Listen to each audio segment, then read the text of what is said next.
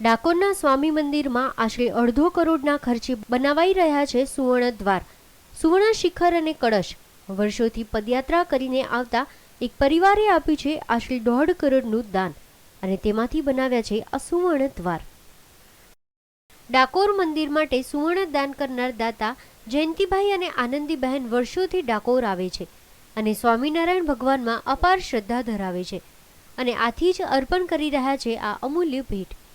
ભગવાને અમને આપ્યું છે અને અમે તેને જ અર્પણ કરી રહ્યા છીએ, એમ કહે છે જયંતિભાઈ અને આનંદીબહેન। એટલે અમને અપાર શ્રદ્ધા છે રણછોડરાયમાં। પહેલાં અમે દર પૂનમે પગપાળા આવતા, આજે દર પૂનમે અમે વાહનમાં પણ ડાકોર આવીએ છીએ। બનાવવા માટે એક સુંદર મોકો રણછોડરાય આપેલો અને અત્યારે પણ જે મહેનતથી જે કમાઈએ એમાં અમે એવું સમજીએ જે પણ કંઈ મળે છે એમાં રણછોડજીનો પણ બસ અમે સંમતિ આપી દીધી કે ભાઈ કંઈ વાંધો નહીં, તમે અમે સાથે જ છીએ બધા અને તમે તારા આપો, કંઈ વાંધો નહીં। અમે દર વખતે જ્યારે પણ એમને કંઈ પણ સંકલ્પ કર્યું છે, અમે કોઈ દિવસે એમને કંઈ કહ્યું, અમે એમની સાથે જ છીએ। હવે તો ફરી પણ આવું નવું અમે દાન અમે આપી છે। ડાકોર મંદિર બનશે હવે સુવર્ણથી ચકચકિત। નિજ મંદિરના કઠેડાથી લઈ ધજાનંદ, શિખર, કળશ, તુલાના થાંભલા બનશે સુવર્ણના।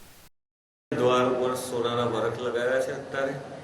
ત્યાર પછી મુખ્ય શિખર છે તે કળશ ખૂબ જ કાળો પડી ગયેલો હતો, તેના ઉપર સોનાના વરખ લગાવ્યા છે। ત્યાર પછી ધજાનંદ ઉપર સોનાના વરખ લગાવવાના છે।